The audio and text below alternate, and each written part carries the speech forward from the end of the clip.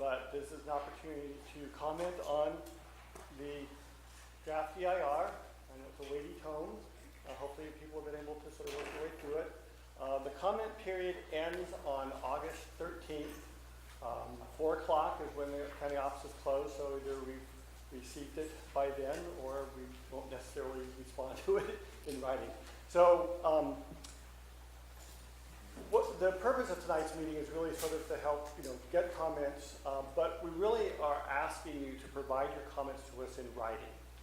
They can be by email, by letter, whatever format, as long as it's legible. We do have some comment sheets up at the podium here if you want. We're going to be videotaping this meeting, so any comments that are made tonight, we will respond to them as part of the final EIR. But again, I think it's more effective, more efficient for you, for the public, to give us your comments in writing so that we have an opportunity to really review them and understand what it is you're saying so we can respond appropriately. But again, CEQA provides an opportunity for a public comment meeting, and so that's what we're holding tonight. I'm available for comments or questions on procedure, but I'm not going to get into a debate about the adequacy or inadequacy of the EIR or of the policy decisions of the Planning Commission, the board, and the draft general plan so far. That's for another meeting. And with me tonight is Angela DeRosa from Rainey & Associates, our consultant. And with that, I guess I'll just turn it over to you unless there's any questions. Yes? I was just wondering, there aren't that many people here. Do you think you might see your way clear to extending the comment period from 3 minutes to maybe 4 minutes? At this point, I'm going to just sort of let it open. I think we can get through everyone's comments. Hopefully it won't go on for half an hour, but take as much time as you need. Remember an old English professor, you start at the beginning. When you ask how long it should be, you start at the beginning and you end at the end when it's done. But your comments will be more effective if they're succinct. You can give us, again, much lengthier comments than I expect. We'll have very lengthy comments in writing. And so that's, again, the most effective way to provide your comments to us. But again, with that, I think I'll move the pear box off the counter. But feel free to take a pear or two with you, courtesy of Supervisor Garamendi. Are there any other questions as far as procedure? Are there any copies of the EIR? There are copies available, not here with me. We can copies over at the Planning Department office. They're also available online at the department website, or we can tell you CD if you like. What's the price of the printed copy if you purchase it, and also if you got a CD? The CD is $10.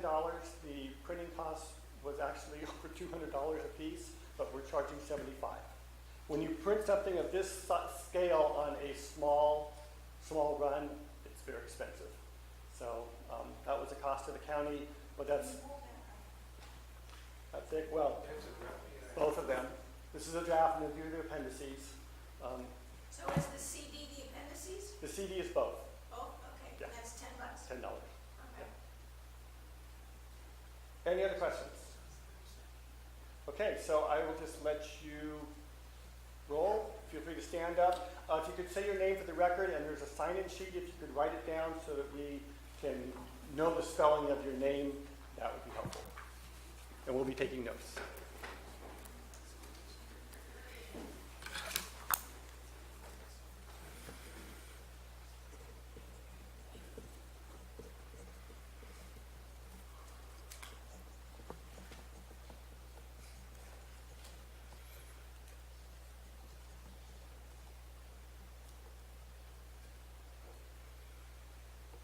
How many people intend to speak?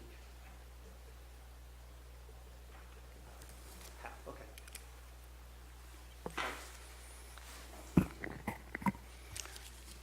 Good evening. My name is Scott Thayer. I'm with Castle & Cook.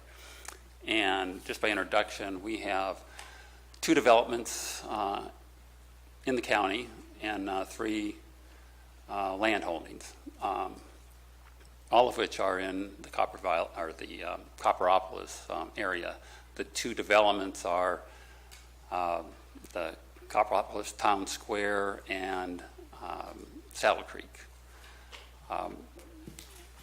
So I'd like to start on the draft environmental impact report.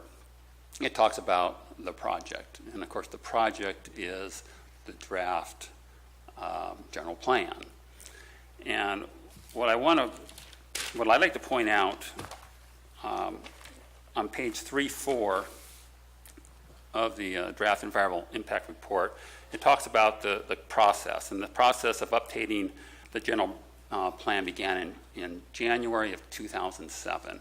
And that date is significant, and I'll circle back and explain why. Over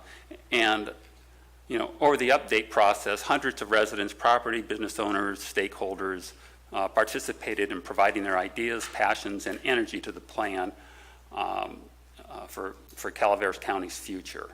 Such input has directly shaped the draft of the general plan. It goes on further in 3.3 that says the overarching objective of a general plan is to provide a jurisdiction's growth over a long-term planning process, and that the general plan is the blueprint for the county's future.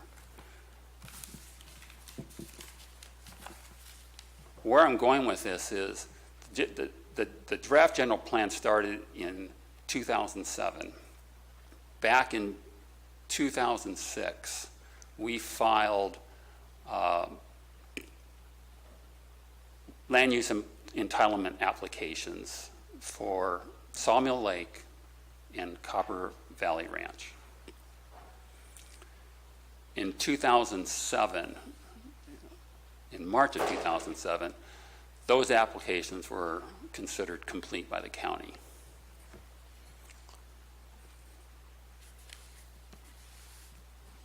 As we processed the plans, Sawmill Lake was denied without prejudice because the county didn't have their general plan in place at that time. So basically we were on hold. As for Copper Valley Ranch, we continued to process that. Actually, we spent over $3 million in entitlements, consultants, whatnot. But then in 2009, again, we had to stop because the county's general plan was not in place, or the new general plan.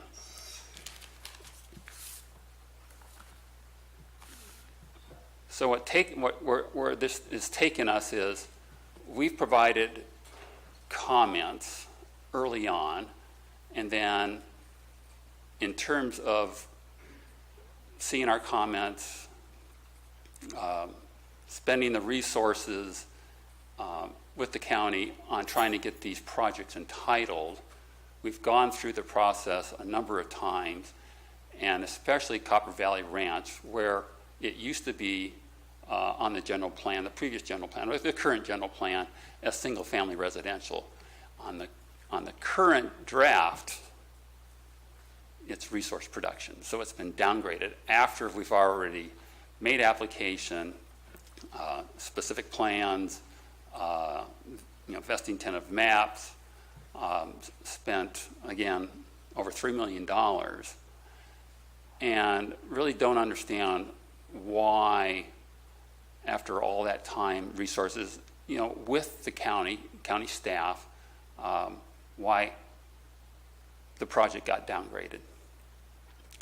So when it talks about the process of going over and getting input from the stakeholders, we feel that somehow we were left out. Then in 2016, when the draft general plan came out for review, we submitted a letter in October of 2016 addressing some of those concerns. And so at this point, the new draft general plan, the draft environmental impact report seems to be going down the road with some disconnect from our perspective in what we had submitted to the county. Because this plan is supposed to go, till 2035. And these processes and applications have been in the county. So the county's been aware of what we're trying to do, but they didn't get addressed in the current plan. So for us, we want to make sure that, we like for there to be a change and for the project description to change to include Copper Valley Ranch as a specific plan. And in going through this process, I'll just finish up here, we have noted that in looking at Sawmill Lake,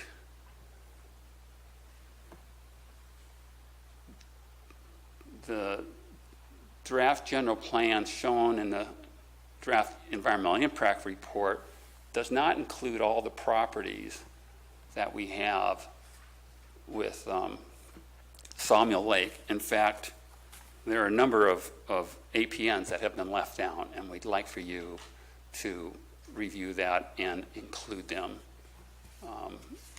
in this process. And then lastly, on table 3.1, it talks about a specific plan. Was it a certain number of units? And I believe there's 2 projects that are in that category, ours being one of them, meaning Sawmill Lake. And then there's another project down near Lake Tulloch as the other specific plan in the draft plan. We submitted in the Sawmill Lake project, there was like approximately 800 units.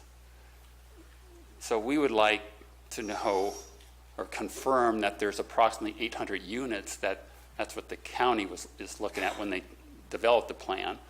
And if not, to change that table to make that reflection. That was it, and we will be submitting a written comment letter. Thank you.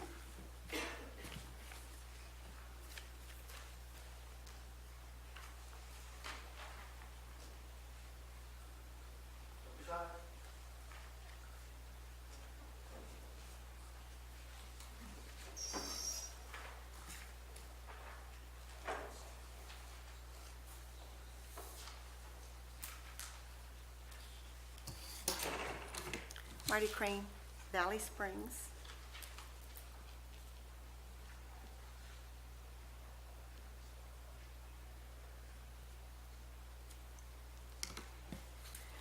So I've given you my statement because I'm quite sure in the 3 minutes I thought we wouldn't have time to go through it all, and you can read.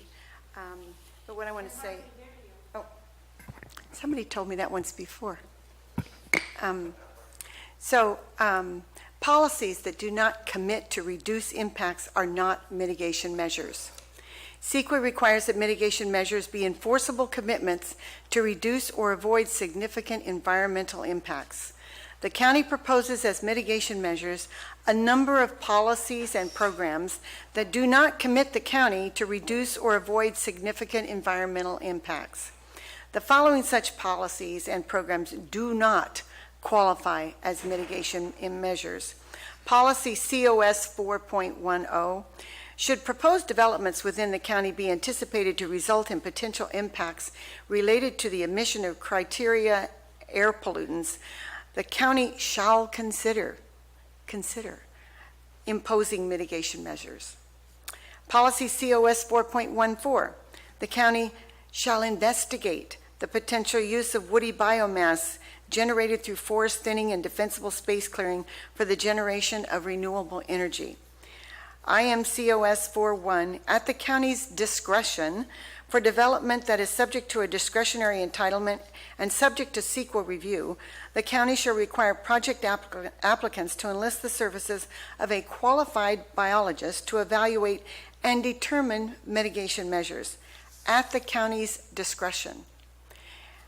IMCOS 4J, at the county's discretion, Development that is subject to a discretionary entitlement and subject to CEQA review shall be required to evaluate potential impacts to sensitive communities.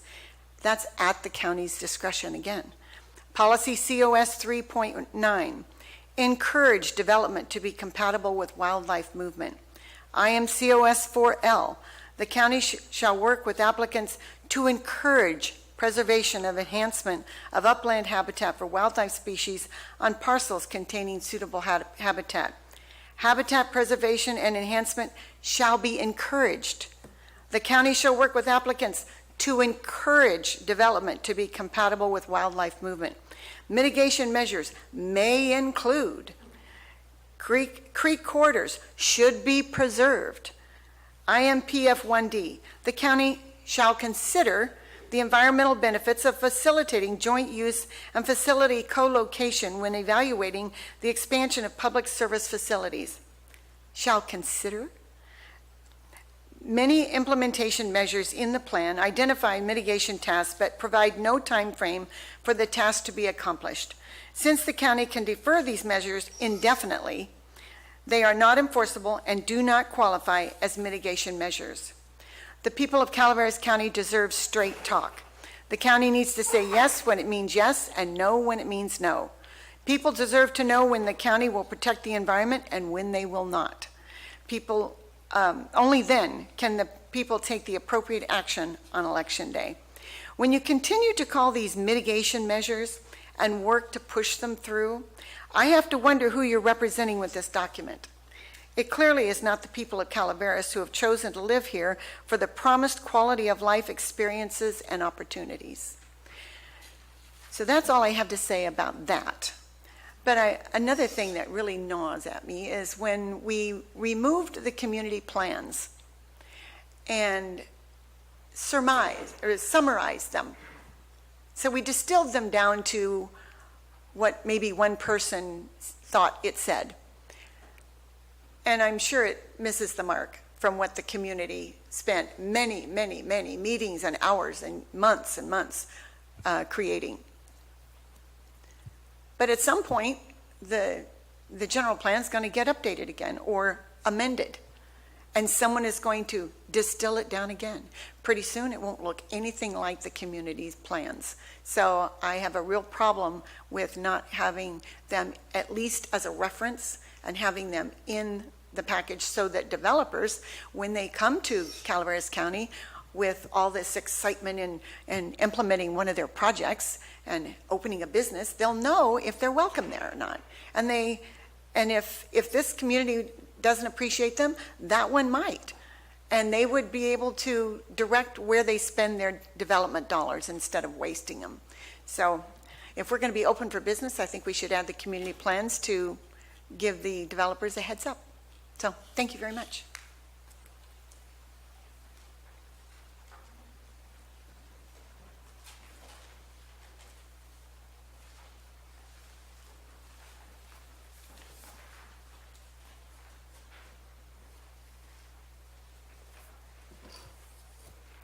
My name is Penny Sarvis, and I live in Murphys.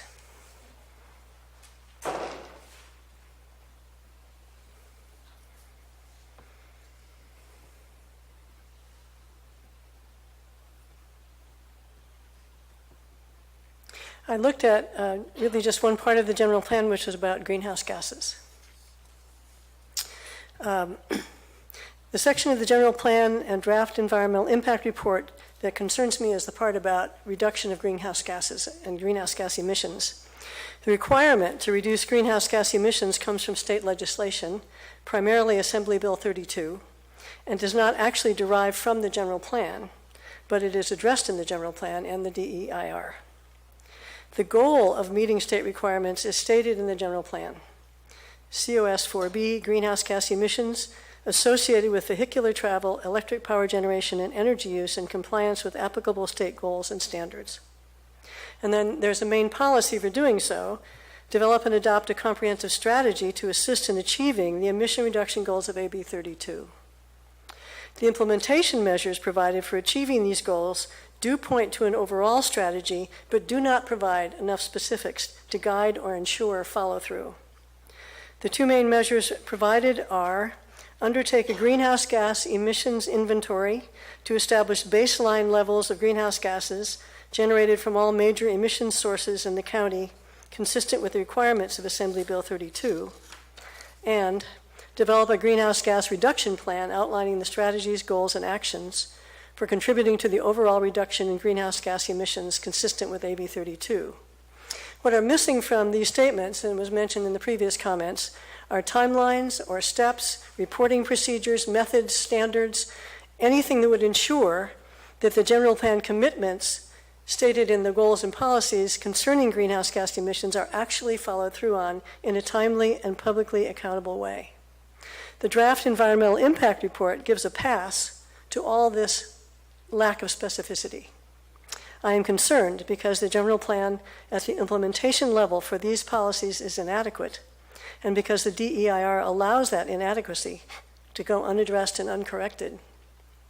I would just add, I'm especially concerned about the greenhouse gas issue because at any given time in the history of the development of this general plan, anywhere from 2 to 4 supervisors has not believed that global climate change is a problem, and so there has not been much incentive to deal with this aside from the general plan. And it has taken the general plan 11 and a half years to develop to this point. AB 32 was passed in 2006. There was nothing that would have prevented the county from addressing it before now, in the 12 years leading up to now. So I think without specific implementation measures, guidelines, specifics, timelines, who's responsible, what the methods are, what the public reporting is going to be, I fear very much that it won't happen. Thank you very much.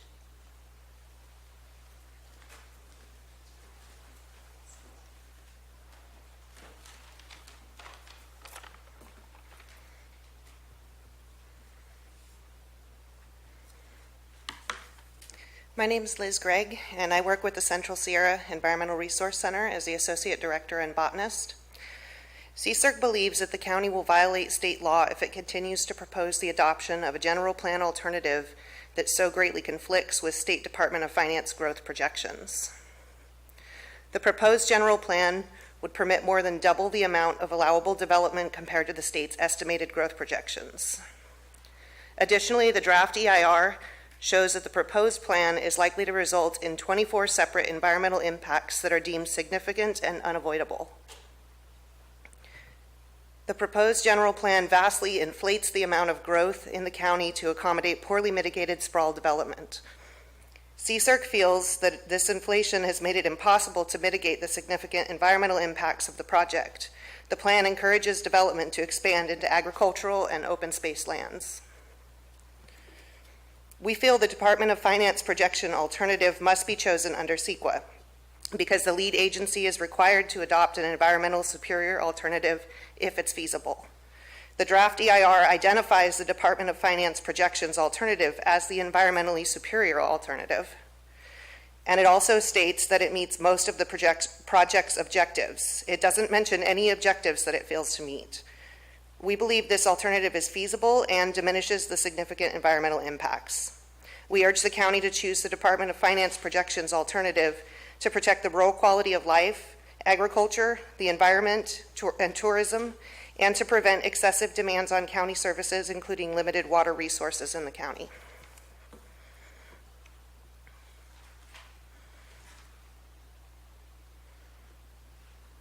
Thank you.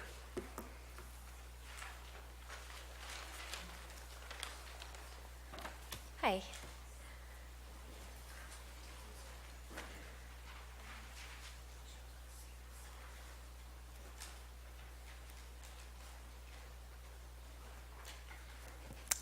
My name is Heidi Beswick, and I'm a staff scientist for the Central Sierra Environmental Resource Center.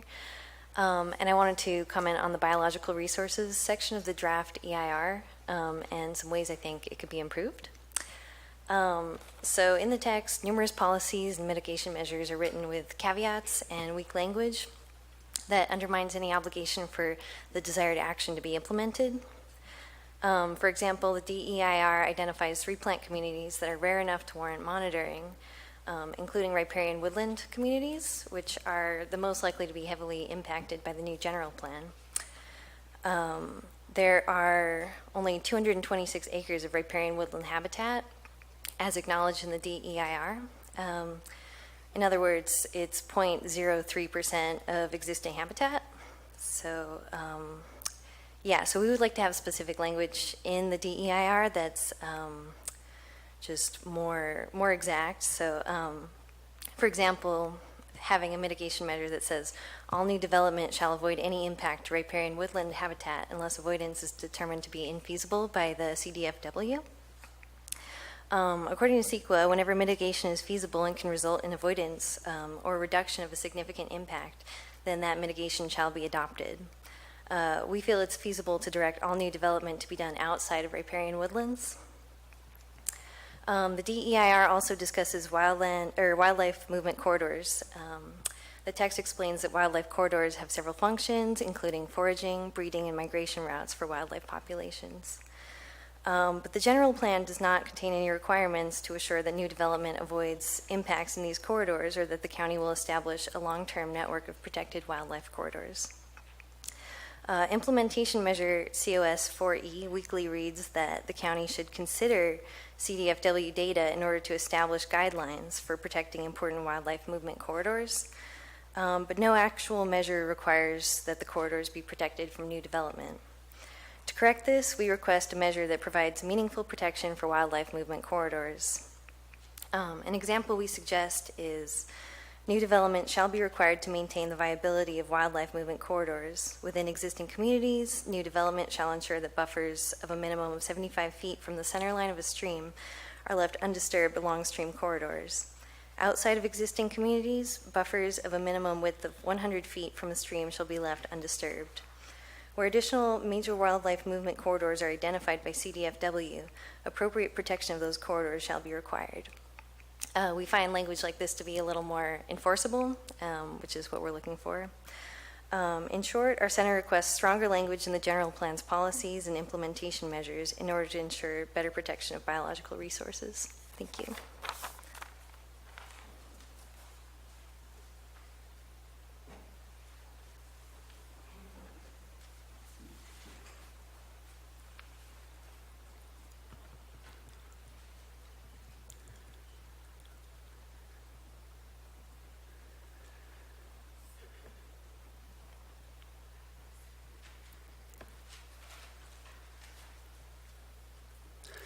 Good evening, John Buckley, Central Sierra Environmental Research Center. I'm the director.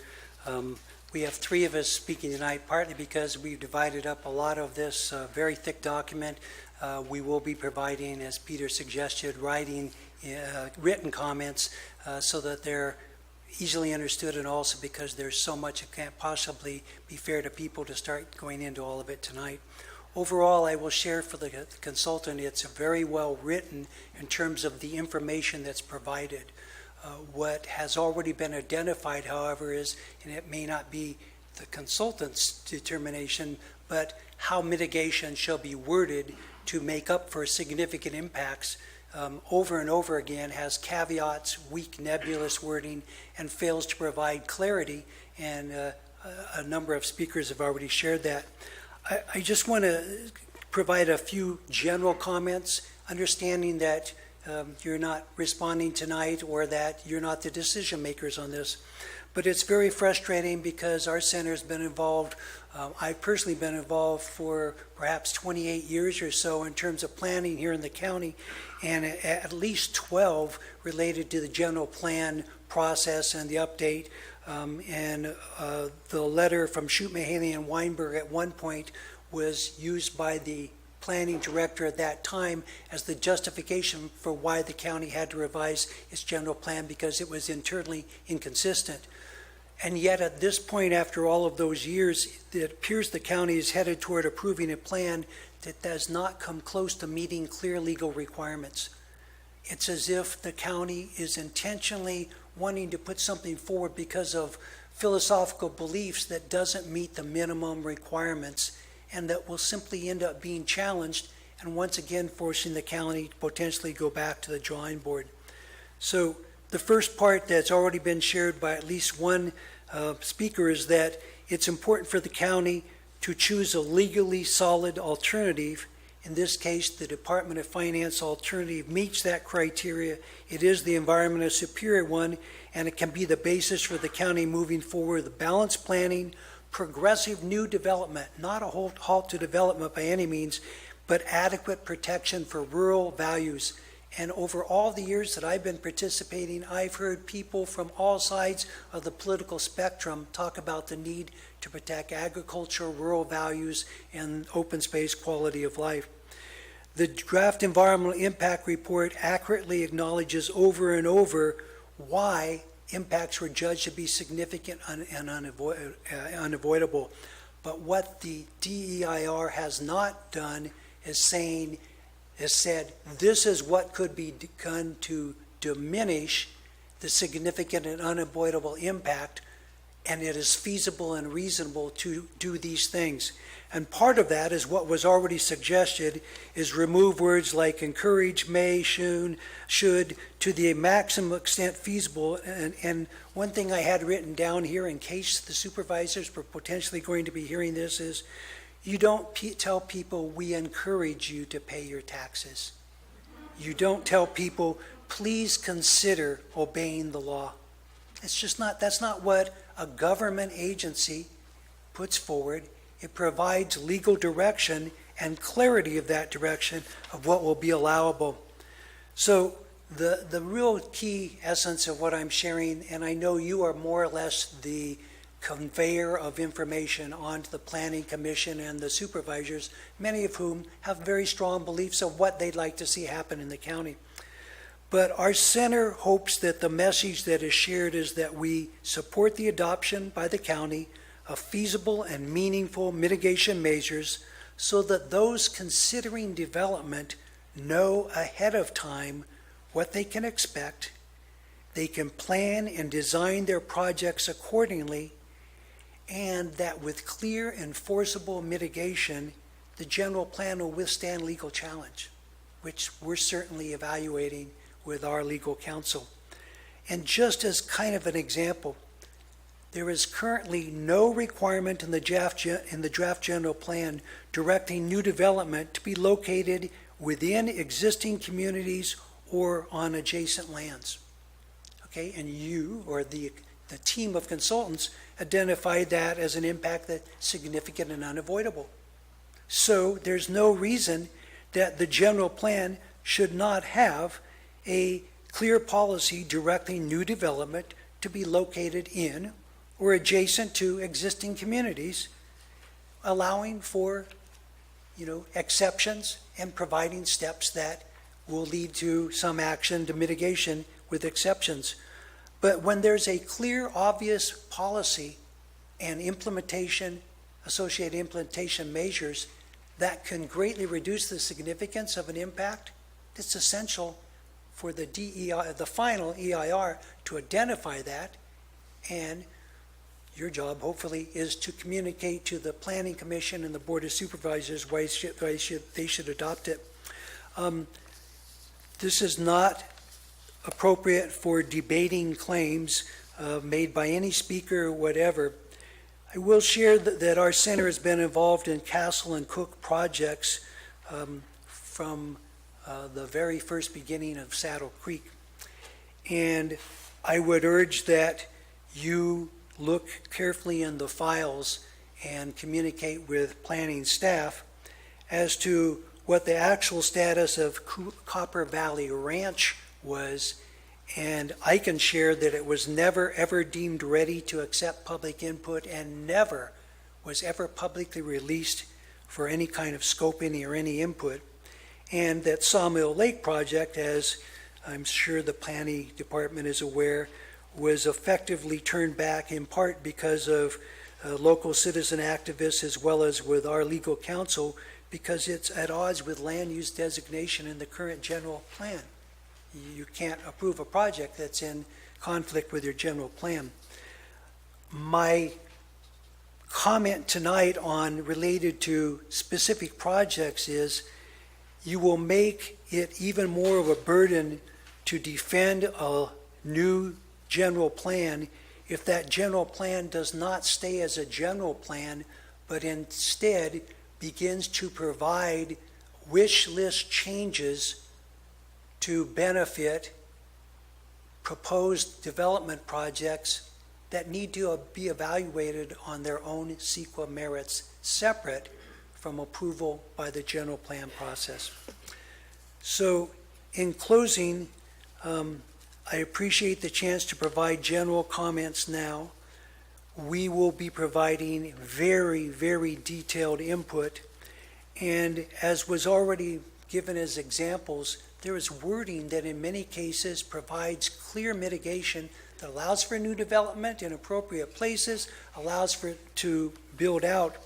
But the challenge right now is with the draft general plan that is proposed for consideration, the incredible build out that is so inflated compared to any of the evidence or expectations from the state would allow new development to be located in areas that would cause sprawl into ranch land, agricultural land, and oak woodlands, and would create significant and unavoidable impacts to a wide range of resources that are important to people across the political spectrum.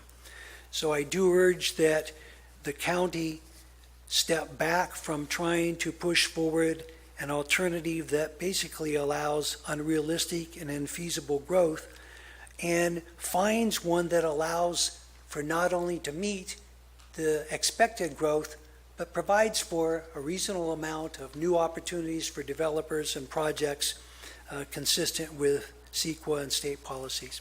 So thank you.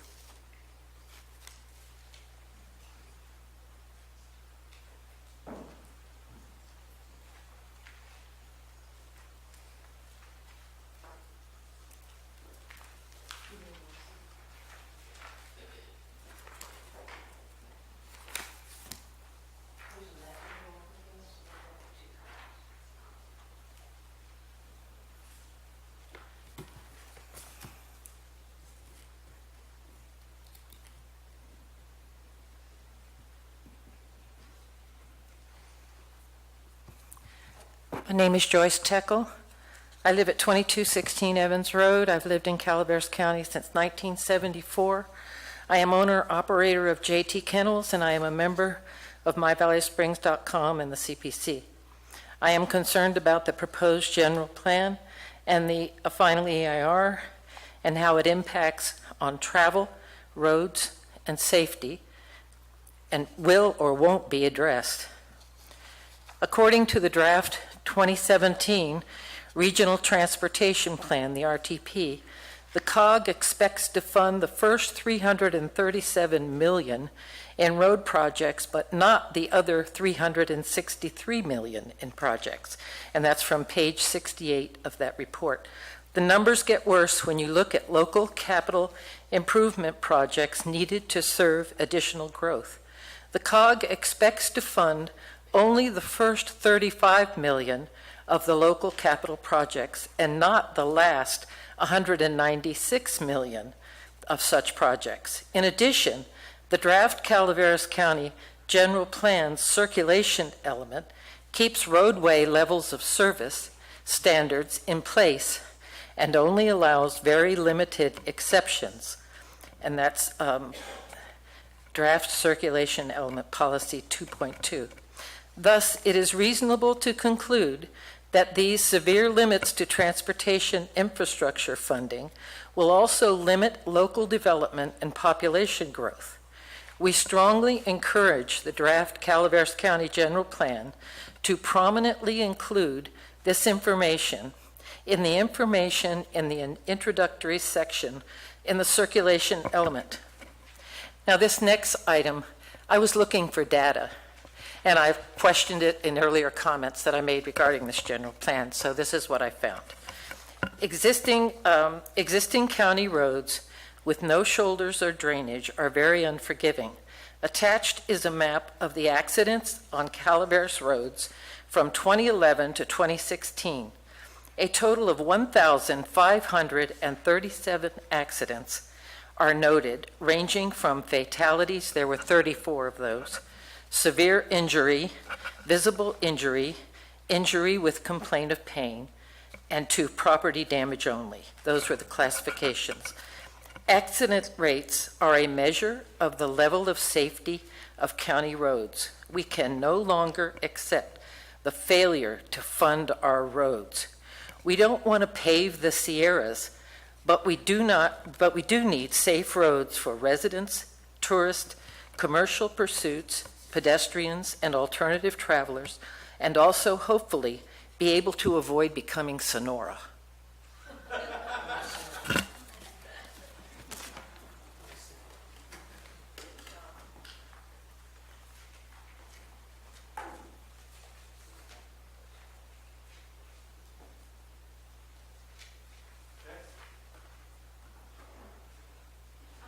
Can I just ask something? If this is a real casual evening where we're trying to really get to the information, can I present one more little idea? Just one, maybe 60 seconds worth? Does anybody- Once everybody's finished. Thank you. Yeah, we'll see how long. Thank you.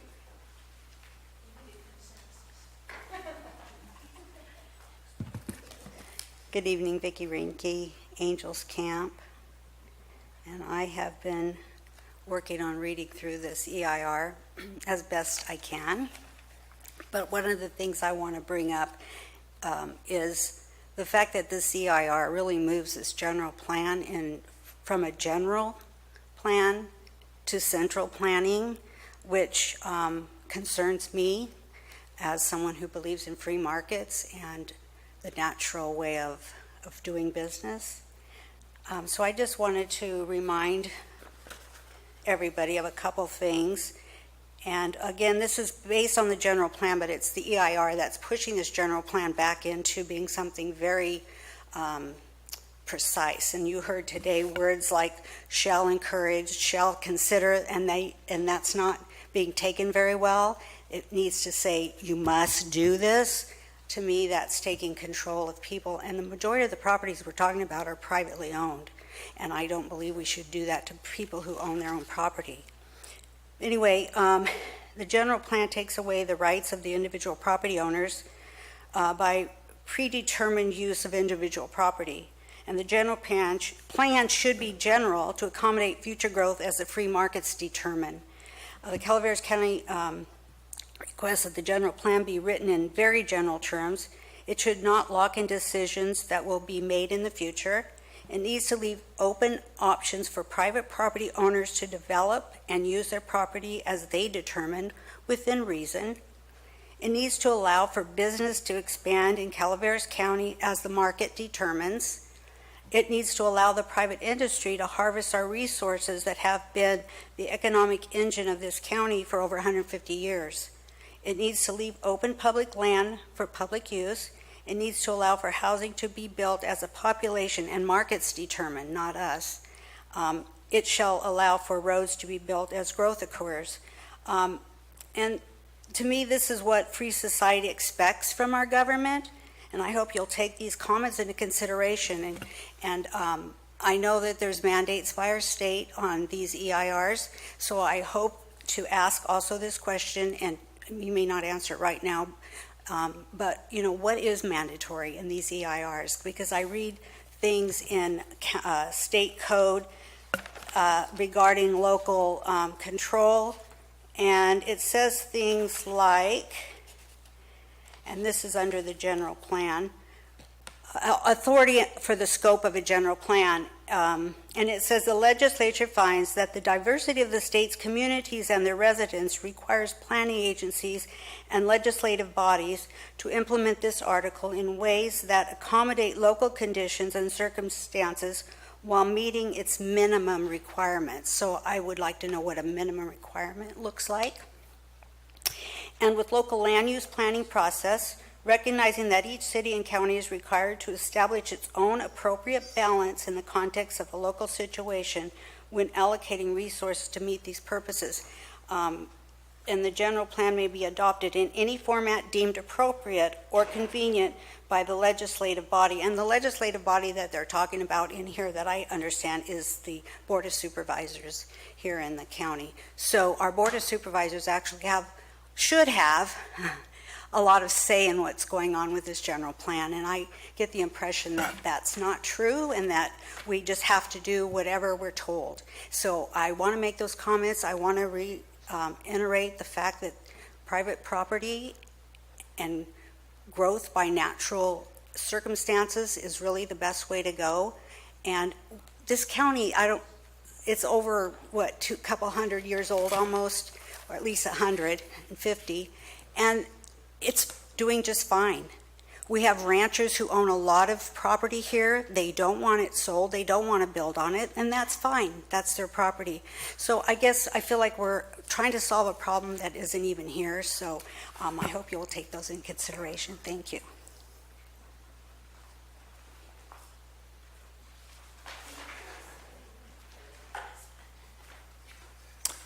Hello, my name is Jack Norton. I'm a resident of San Andreas and a member of the Calaveras Planning Coalition. And I'd like to speak today on Chapter 4.2, the agricultural, forest and mineral resources element. In Section 4.2.1, the introduction, the DEIR text here lists 3 documents used in the agricultural impact analysis. The CPC submitted numerous additional resources, agricultural impact mitigation, and comments on draft general plan and scoping comments. And so I'd like to ask for you to please use those reference materials in the final EIR. And also in comment, it is not enough to merely evaluate the impacts of build-out of the general plan as mapped. The general plan policies also determine the ease or difficulty of amending the general plan map to convert additional agricultural lands to other developed uses. Stronger policies limiting the conversions of agricultural lands can mitigate this impact. For example, in Figure 4.2 indicates that approximately 1,600 acres of agricultural land currently in Williamson Act preserves is in non-renewal status. So it's likely that these lands will seek conversion to other developed uses. In the final EIR, evaluate the potential agricultural land conversion impact of having minimal limits on the conversion of agricultural lands and having no established programs and/or standards to mitigate such project impacts. In Section 4.2.2, environmental setting, Table 4.2-2, the EIR states, with the exception of a slight increase in 2014, the amount of farmland in the county has remained relatively consistent between 2012 and 2015, as shown below in Table 4.2-2. However, this is far too short of a time frame to demonstrate the conversion of farmland to other developed uses over time. This is needed to put the potential impacts of a long-term general plan into perspective and to evaluate the cumulative impacts of agricultural land conversion over time. So I'd ask that you please include this information in the final EIR. If not, please note in the executive summary that the need to acknowledge the past level of conversion is a controversy. In Table 4.2-11, the conversion of mineral lands to other uses could result in otherwise undisturbed asbestos-bearing rock graded for development under conditions in which the asbestos emissions are less controlled than in mineral production. Please note this potential impact of the conversion of mineral lands to developed use in the final EIR.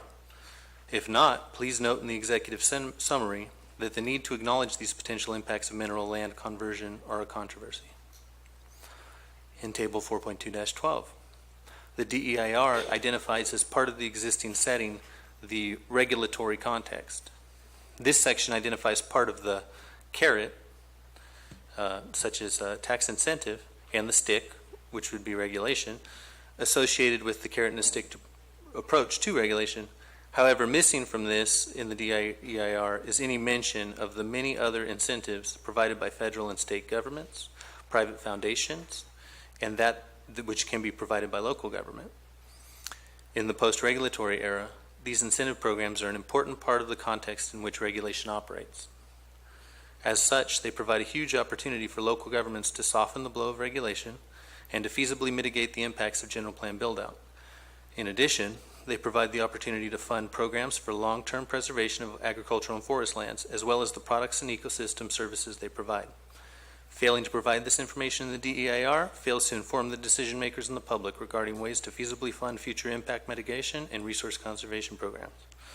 As an example, the USDA has over 30 programs providing loans, grants, and technical assistance to rural communities to improve their economic viability and thereby maintain their ag and forest lands in future production, such as the USDA Rural Development, the Catalog of Loans, the grants and technical assistance. These include grants for value-added producers, for energy efficiency, for community facilities, for water supply and wastewater treatment, for broadband services, and for workforce housing. By actively participating in these grant programs, the county can help keep Calaveras County agriculture productive and competitive in the 21st century, so that owners will keep their lands in production rather than aiming to convert them to developed uses. Please disclose this in the regulatory context section of the final EIR. In Table 4.2-14, this section describes the California Forest Protection Act. In the final EIR, please disclose in this section that the law provides the opportunity for county governments to propose special timber harvesting rules to address special needs within the county. The Board of Forestry has the authority to accept or reject those rules. This may provide an opportunity for the county to mitigate impacts from private forestry operations. Now on to Section 4.2.4, Impacts and Mitigation Measures.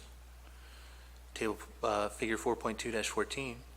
The list of state regulatory requirements in this section leaves out critical regulations that must be disclosed to the decision makers and the public for them to understand. The need to mitigate impacts and to include programs to protect agricultural lands in the general plan update. CEQA requires that significant impacts to agricultural lands be feasibly mitigated at the project level. General plan law requires an open space action plans that include measures to protect open space, including agricultural lands, whenever feasible. Please include this in the FEIR. 4.2-15. The list of potential impacts from the standard CEQA environmental checklist is only a start of identifying environmental impact standards of significance. Quantified thresholds are needed to evaluate the significance of impacts and to identify when mitigation has sufficiently reduced impacts to a level that is less than significant. Please include this in the FEIR. 4.2-17, and I quote, agricultural lands provide a variety of important functions and generate a wide variety of benefits to the residents of Calaveras County.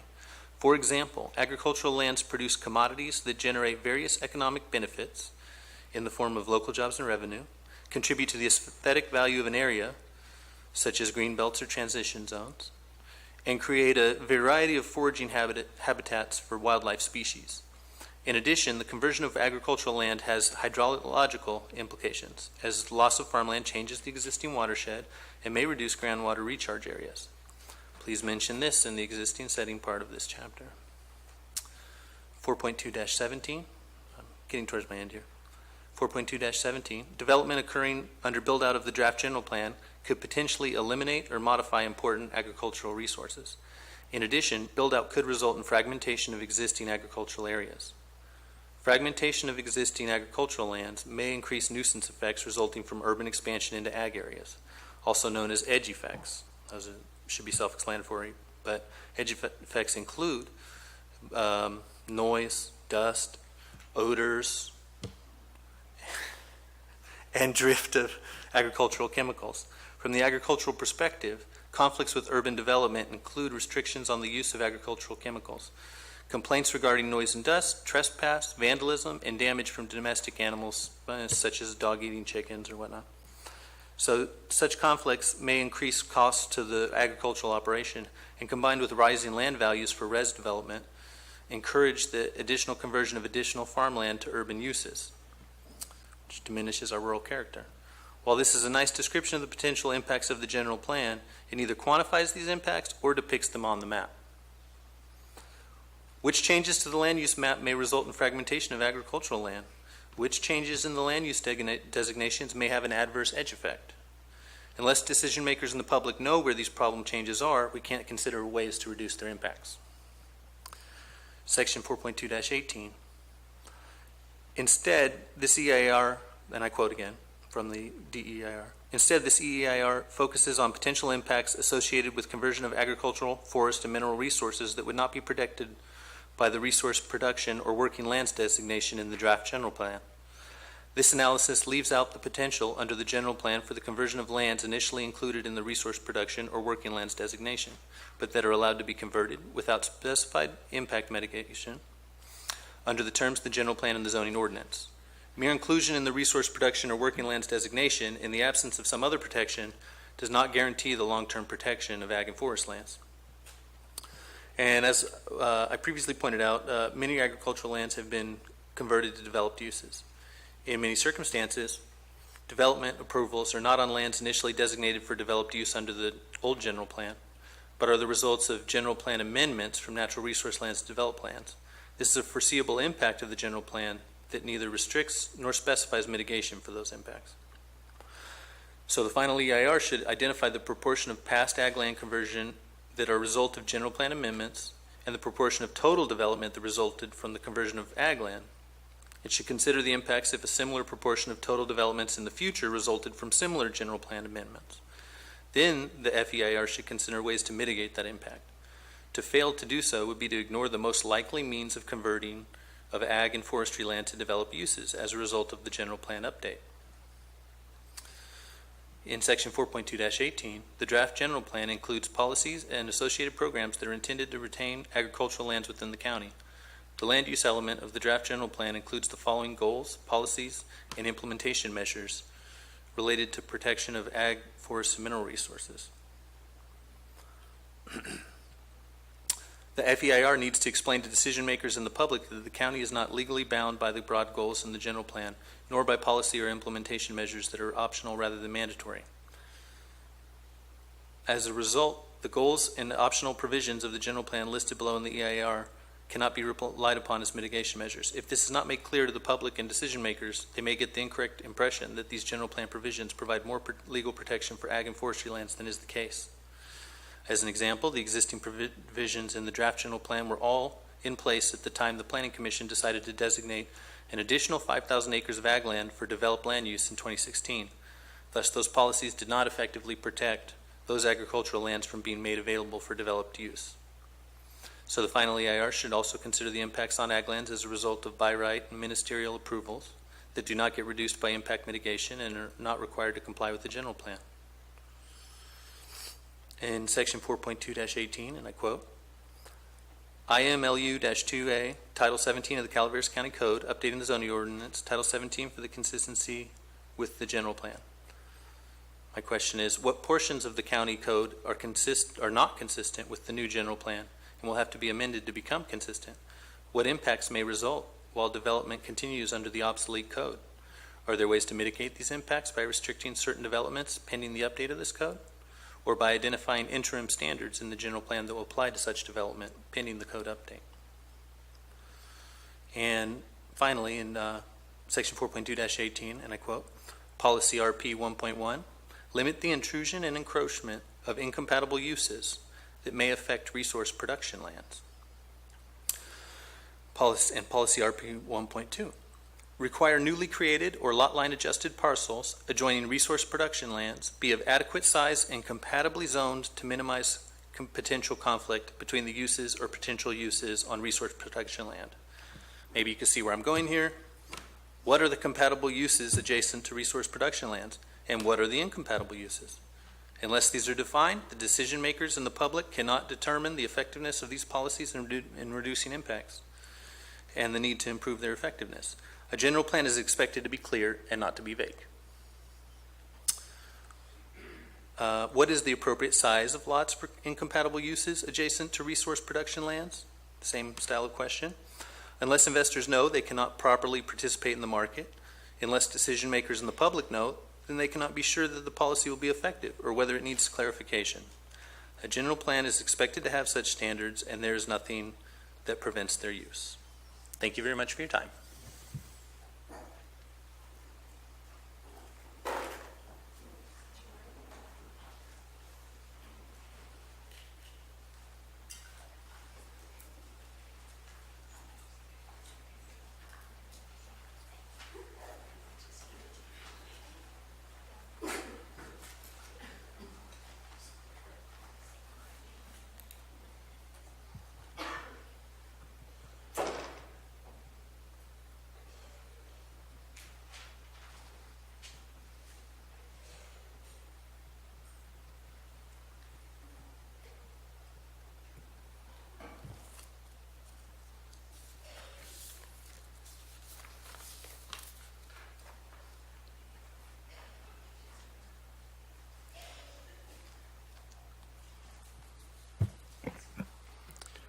Tom and Facino Calaveras Planning Coalition. The draft EIR is flawed in many ways, some of which you've already heard tonight. The CPC will provide more detailed comments on the DEIR in writing by the August 13 deadline. According to the DEIR, the plan will have 25 significant and unavoidable impacts on traffic, fire safety, water delivery, sewer capacity, agricultural lands, oak woodlands, historic resources, noise, air quality, and wildlife habitat. The plan is expected to make the county worse in 25 ways. The good news is that you still have time to amend your plan, to grasp the opportunity to make Calaveras County a better place. About 2,500 working-age people in Calaveras County do not have a high school diploma or GED. Is it any wonder why they are having a hard time finding a job? The state of California has money for county library literacy programs to help these men and women get their GED and to start to build a pattern of success in their lives. Let's get that money and use it to build a smarter and more productive workforce. Calaveras County's per capita retail sales revenue is half the California average. The Small Business Administration has technical assistance and low-interest loans to start or expand a small business and to recover a business damaged in a natural disaster, like the Butte Fire. Let's get that money and help our businesses thrive. The California Department of Housing and Community Development not only has funds to help seniors maintain their homes, it also has funds to help us produce housing affordable to working singles and working families. Let's get that money so that those who collect their paychecks here can also live here, spend their money here, and pay their sales tax here. The California Department of Water Resources again has state bond funds available for disadvantaged communities to maintain and to improve water and sewer infrastructure. Let's get that money so that our communities have the infrastructure to survive and to grow without such large rate increases. The state of California has grant programs to help us adapt our transportation system to address climate change. Let's get that money and be prepared for a future with cleaner vehicles and greater evacuation needs. The state just passed a $3 billion park bond. Let's get that money to make Calaveras County an even better place for people to come to recreate. The state of California has a program to fund habitat acquisition so that vulnerable wildlife populations will survive climate change. Let's get that money so that we can have both economic development and viable ecosystems. As you just heard from Jack, the USDA has over 30 programs providing loans, grants, and technical assistance to rural communities to improve their economic viability and thereby maintain their agricultural and forest lands in future production. Let's get that money so farms and ranches can thrive. If you put these actions into your plan, then you won't have 25 significant impacts from your plan. If you put these actions into your plan, together we will build a future you will be proud to have as your legacy. The glass has been half full in Calaveras County for far too long. The economic glass is only half full. It's time to fill the glass. The public safety glass is only half full. It's time to fill the glass. The education glass is only half full. It's time to fill the glass. The environmental glass is only half full. It's time to fill the glass. Thank you. Good night. God bless.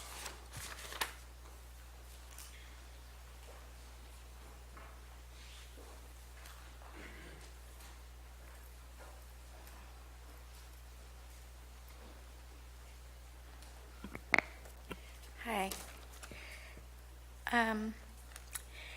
There are those who think removing humanity from nature is a smart thing to do. I do not agree.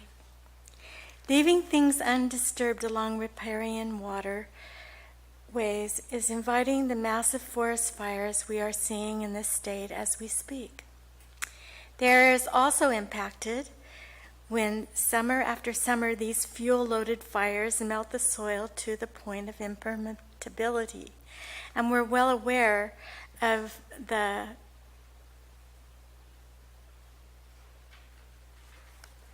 leftover of the fires, that it's very expensive to remove and onerous. The Castle and Cook representative in good faith has jumped through hoops ad nauseum. The California State Legislature and Governor Brown are trying to fund the twin tunnels to take our water away and have a light rail to LA while they sit on their hands and let our state burn down. Many of these mandates will cause the darker side of human nature to emerge. The habitat, which we all think is so important for the wildlife and all of us, will suffer as a result.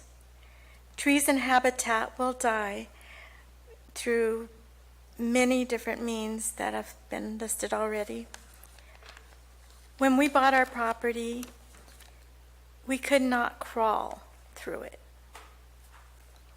And it's in a fire-prone area. And over the years, we've tried to take away the fuel load without taking away the living trees and bushes and grasses. And we've enjoyed watching the wildlife there and feeling that we are sharing it with them. And I think that a lot of times common sense goes out the window when it comes to things like this, what we're talking about, the EIR and the general plan. I'm hoping that there will be a level of common sense and the electorate will vote people with common sense that can make the decisions of whether or not something should proceed or not. And I do not think it's right to let people think that they are going to get a development when, as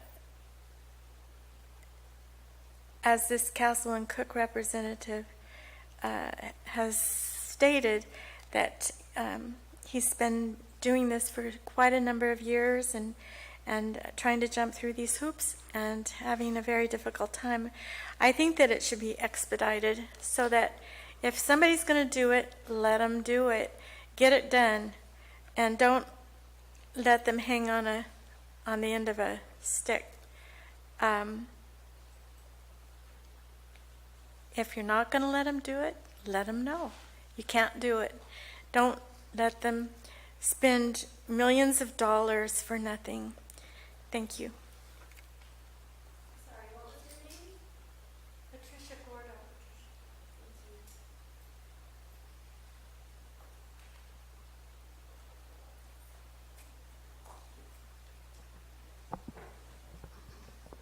Anyone else? Marty, if you one quick comment. I don't want to open up to another round of everyone. I certainly appreciate this opportunity tonight. I want to thank you. Something that keeps rearing its head.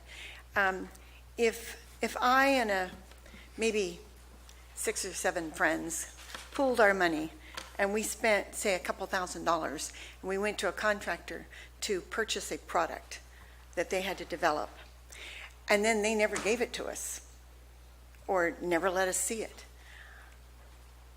I don't think anybody would think that that would be an okay. I mean, we would all be up in arms. And I don't know about other people, but in Calaveras County, if we spend almost $2 million on something, you figure there's about 35,000 adults paying taxes. That's about $60. And a lot of people in this county would see that as money that they could put on their table or put to the betterment of their family. I want to see the Mintier Harnish report because we spent that money. That's our tax dollars. We spent that money. And in the past, I've heard, I believe you made a statement one time, I think you said that the current 12 years later, every time we get somebody new, they go, It'll be done in 2 years. But anyway, 12 years later, I think you said that it bore, that it was very much reflected in the general plan. And county council said it bore no resemblance whatsoever. So we can't have it both ways. And that there's not one available to provide. And also that it would confuse the public. So, Maybe we can keep this on the context of yes. track of Well, comments on the this is- draft EIR. exactly, we have to have alternatives. You know, this sounds like a wonderful alternative to me. We, the public, don't get to see it, and we're told that there isn't a viable copy. Well, I'm here to tell you that Minter Harnish has one. They would love to give it to us. Thank you. Either that or give me back my $60. Mine too. Well, on that note, unless there's any other public comments on the draft EIR, come on up. Waiting from the back of the room. Step on up. Just, you gotta be Be assertive. I don't really have much to say. I've been a planner for over 25 years in the state of Hawaii, and things there are very different than here. And people don't go around suing people over their plans, basically. So it's a much more cooperative process that we go through with a general plan. So I really almost don't know what to say about the one here. I know a lot of people have worked hard. People in the communities worked hard on the community plans. And I know Peter Maurer worked hard with the consultant. And there's some pretty good things about the plan, but there's a lot of problems just with the whole process, the state laws, the requirements, and there's a lot of things that the county is supposed to do. They don't all make sense. Many of them only work if you're in an urban area. They don't work in a rural area like we live in. So there's a lot of problems, and I think it would be really great if people would kind of pull back and understand that it isn't an easy job to do a general plan when you have so many regulations. I call them regulations, actually it's the California code, but there's so many things that you're supposed to follow, and many of them make more sense. I might not like them, but they make more sense in an urban area than they do here. For instance, our traffic engineer was good enough to use LOS, and I was very happy about that because it certainly makes a lot of sense in a rural area. The new idea of vehicle miles traveled really doesn't make much sense in a rural area where if you want to go to a doctor or a dentist, you may well have to drive 15 or 20 miles or more. We have a whole different situation here. We are not urban. There is one lone city in Calaveras County. So I think it would be really good if we kind of relaxed a little bit and tried to just do something that makes sense. Obviously, the whole idea of instead of using LOS to use vehicle miles traveled, it works better in a city. It really isn't even applicable to a rural area. We don't have transit. We don't have transit-oriented development, and hopefully we never will have because this is a rural area. It doesn't belong here. And even if you look at the California code, it's for urban areas. And originally the law was specifically for urban. And then recently there have been a few efforts to say, well, you know, in a rural area, maybe if you had a really good transit system, it might work. You might want to use that instead of LOS. But basically, we're different here. We are a rural area, and we also have a lot of elderly. We don't have much in the way of really good jobs to attract people to come in. So there might possibly be another alternative that you could look at, and that is there's not going to be any growth. Because what is there here?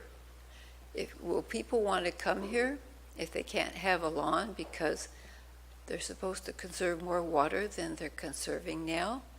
Will they want to come here with a high fire danger when much of California is burning up?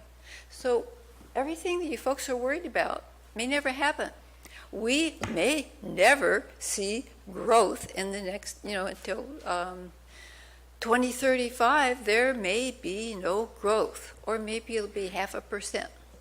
So just tossing these things out there, I'm not really making, I guess, a comment on the EIR, except that it might have been nice if there was a no-growth alternative, because it looks to me like our picture is very grim.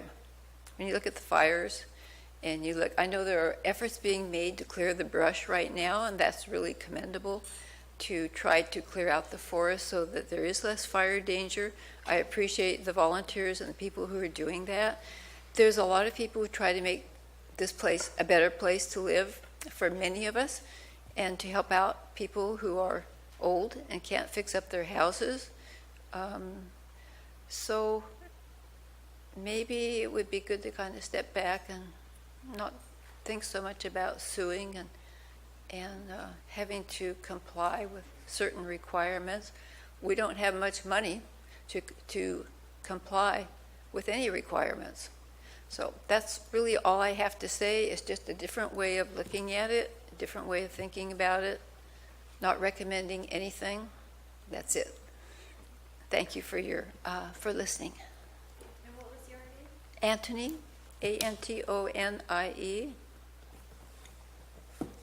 Worcester, Wurster. And I'm not speaking on behalf of any organization. I'm speaking on behalf of myself and my many, many years of planning. I worked for Poverty, the Community Action Agency for over 5 years. I was their planner, responsible for bringing in new money. I worked as a county planner in the county of Hawaii, and then I worked as a state transportation planner in Honolulu and took care of many different areas of planning for state highways.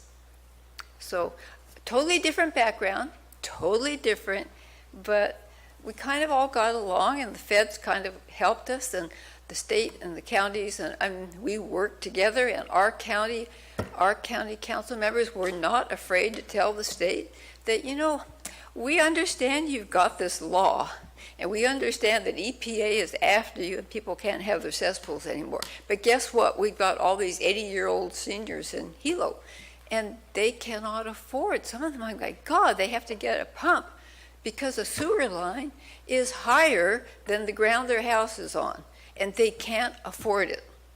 Okay? So we figured out ways to get around that and to let the state know that we had a real problem. We had people who could not afford to connect to the sewer. So it was a whole different world. We could talk to our state folks at the Department of Health. We could talk to our federal folks, and we helped each other.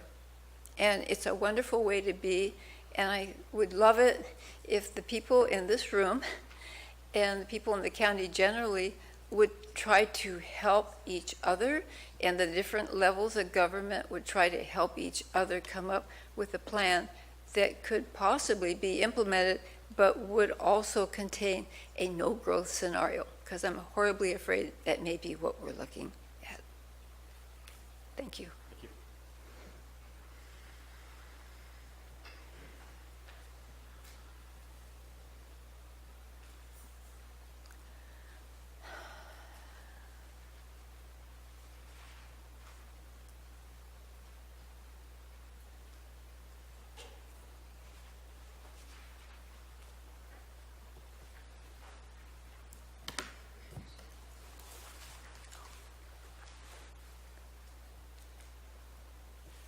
I have no written comments. Okay.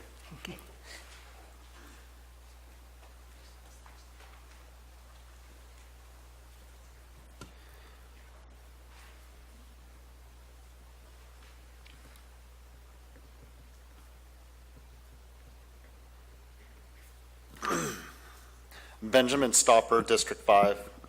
I was fortunate enough to work with the Planning Commission during the last 6 months of working on this, mostly when it came to land use designations. So a lot of the prior work that went into the wording beforehand, I had no part in.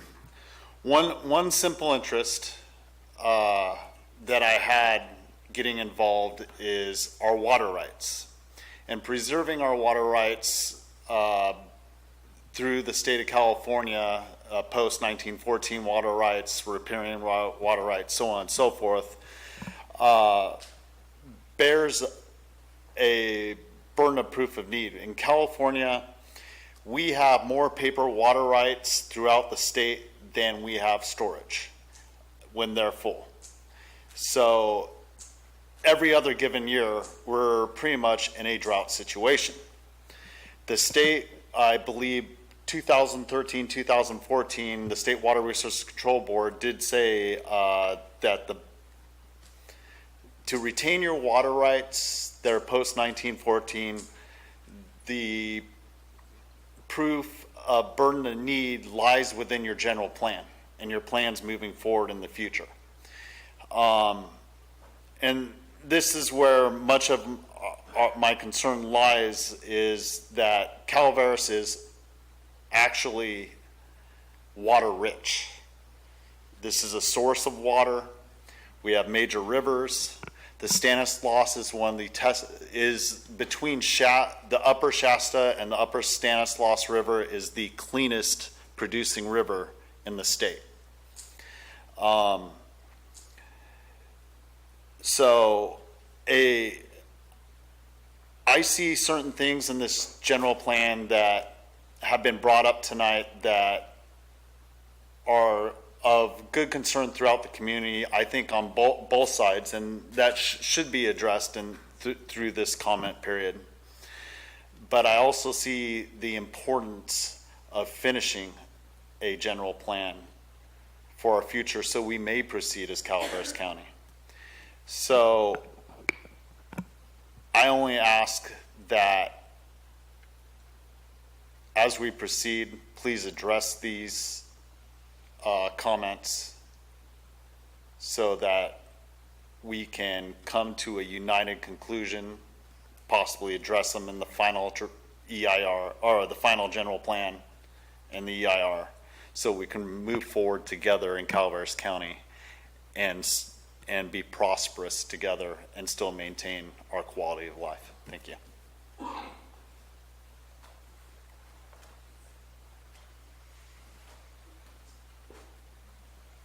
Any other comments? Well, with that, I thank you all for coming. We will be, the consulting team will get a copy of the, what do you call it? The video, and we'll be transcribing it and provide responses to these comments. If you also provide a written letter, Jack particularly, it's a very detailed comments. Again, that's helpful. We will, again, the comment period ends on August 13th. So please get your comments into us, and we look forward to the next stage of the process of responding to those comments and preparing the final EIR. Good night, everyone. Thank you. Director.